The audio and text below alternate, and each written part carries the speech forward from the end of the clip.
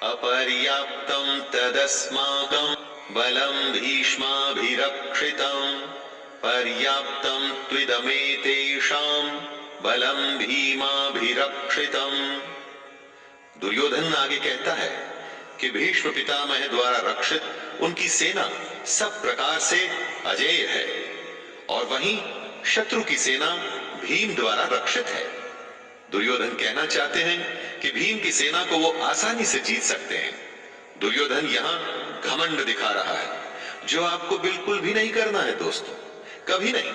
क्योंकि अगर दुर्योधन जानता कि वो दूसरी सेना को हरा देगा तो फिर युद्ध ही क्यों करता।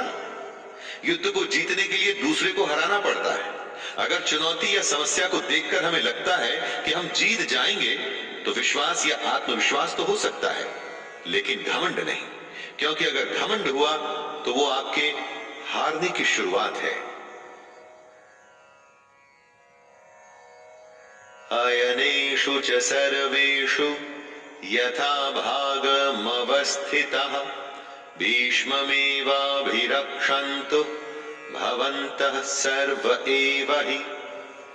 दोनों सेनाओं के इस तरह के वर्णन से दुर्योधन अपनी इस बात पर पहुंचना चाहता था, और वो ये कि हर किसी को अपने अपने मोर्चों पर अपनी अपनी जगह स्थित रहते हुए निसंदेह भीष्म पितामह की रक्षा करनी है।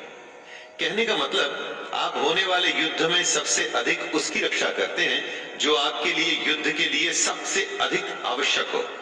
जैसे कि दुर्योधन और उसकी सेना के लिए भीष्म पितामह है। भीष्म पितामह के हारने का मतलब था कि युद्ध हार जाना, और उनके बचे रहने का मतलब कि आप युद्ध हार नहीं सकते। अपनी सबसे बहुमूल्य चीज को तब तक बचा के रखना चाहिए जब तक कि आप युद्ध पर विजय प्राप्त न कर लें।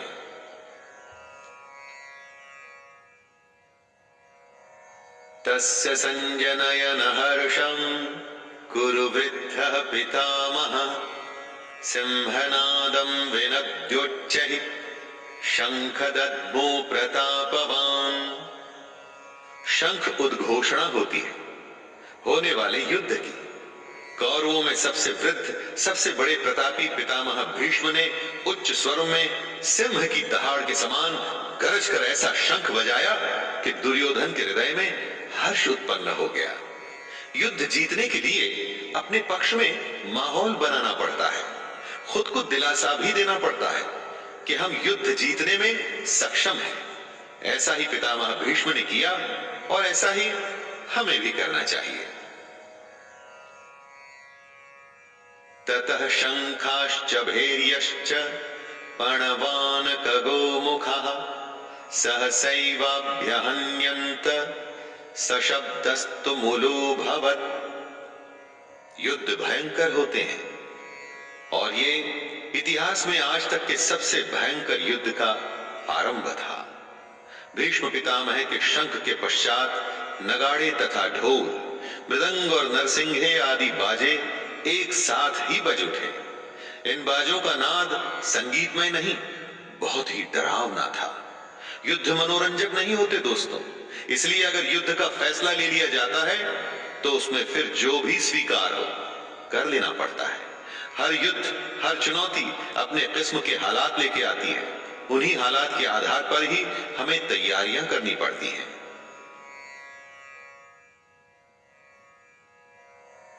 ततः श्वेतैर्हयैर्युक्ते महति स्यन्दने स्थितौ माधवः पाण्डवश्चैव दिव्यौ शंखौ प्रदद्मतुः। अब बारी थी पांडु पुत्रों की सेना के शंखनाद की। सफेद घोड़ों से युक्त उत्तम रथ में बैठे हुए श्री कृष्ण और अर्जुन ने भी अपने अपने अलौकिक शंख बजाए। युद्ध में जब तैयारी होती है ना तो दोनों तरफ से होती है। हर पक्ष अपनी विजय की आशा में खुद को, अपनी सेना को भरोसा देता है।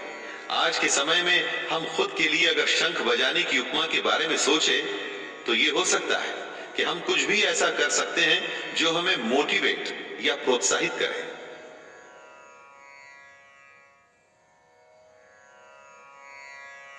पांचजन्यम ऋषिकेशो देवदत्तम धनंजयः पौंड्रम दद्मौ महाशंख भीमकर्मा वृकोदरः। श्री कृष्ण के शंख का नाम है पांचजन्य। अर्जुन के देवदत्त और भयानक कर्म वाले भयानक भीमसेन ने अपना पौंड नामक महाशंख बजाया। अपने जीवन में इसी तरह से हम भी अपने युद्ध, अपनी चुनौती में आगे बढ़ने के लिए अपनी मोटिवेशन चुन सकते हैं। कुछ लोगों के लिए संगीत ऐसा काम करता है, कुछ के लिए भगवान को याद करना, या कुछ के लिए माता पिता का आशीर्वाद। अपने शंख आप स्वयं चुनिए और युद्ध के लिए तैयार हो जाइए।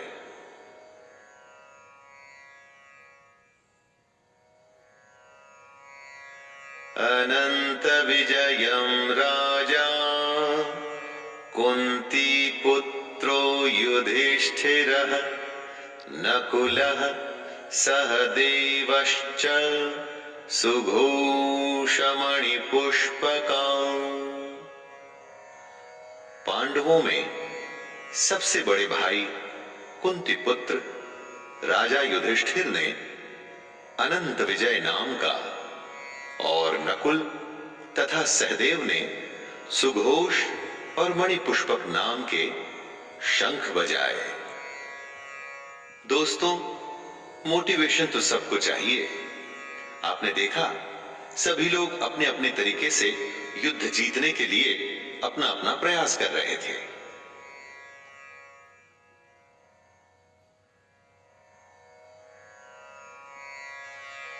काश्यश्च परमेश्वासः शिखंडी च महारथः धृष्टद्युम्नो विराटश्च सात्यकिश्च पराजितः द्रुपदो द्रौपदेयाश्च सर्वशः पृथ्वीपते सौभद्रश्च महाबाहुः शंखान् दद्मुः पृथक् पृथक्। हर शंख की अलग ध्वनि, अपना एक अलग अस्तित्व। युद्ध का हर योद्धा अपनी उपस्थिति दर्ज कर रहा है। श्रेष्ठ धनुष वाले काशीराज और महारथी शिखंडी एवं धृष्टद्युम्न तथा राजा विराट और अजेय सात्यकी, राजा द्रुपद एवं द्रौपदी के पांचों पुत्र और बड़ी भुजा वाले सुभद्रा पुत्र अभिमन्यु। संजय धृतराष्ट्र को बताते हैं कि हे राजन, सबने अपनी ओर से अलग अलग शंख बजाए। दोस्तों, महाभारत का युद्ध ऐसा था जिसमें हर बड़े से बड़े योद्धा भाग ले रहा था। ऐसे विरले मौके को कोई कैसे छोड़ सकता था। हमारे लिए ध्यान देने की बात यह है कि सच्चा योद्धा तो वही है जो युद्ध के लिए तत्पर रहे। युद्ध को आप जीवन माने, चुनौती माने, जो भी माने, लेकिन उसके लिए हमेशा तैयार रहें। इसलिए हर योद्धा शंख बजा बजा के सबको अपने होने का आभास करवा रहा है।